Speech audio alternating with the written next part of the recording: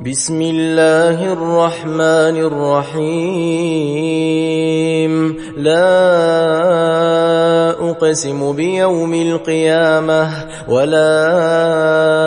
أقسم بالنفس اللوامة أيحسب الإنسان أن لن نجمع عظامه بلى قادرين على أن نسوي بنانه بل يريد الإنسان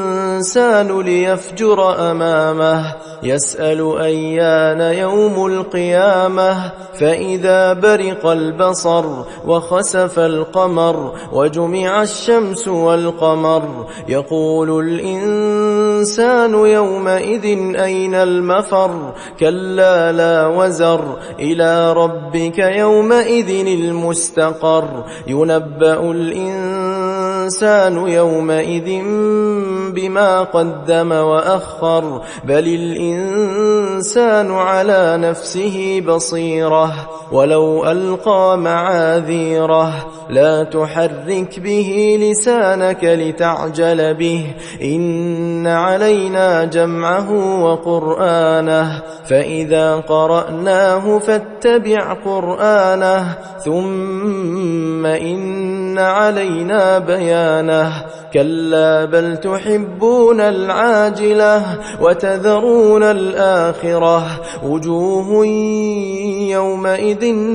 ناظرة إلى ربها ناظرة ووجوه يومئذ باسرة تظن أن يفعل بها فاقرة كلا إذا بلغت التراقي وقيل من راق وظن أنه الفراق والتفت الساق بالساق إلى ربك يومئذ المساق فلا صدق ولا صلى ولكن كذب وتولى ثم ذهب إلى أهله يتمطى أولى لك فأولى ثم أولى لك فأولى أيحسب الإنسان أن يترك سدى ألم يك نطفة من مني يمنى ثم كان علقة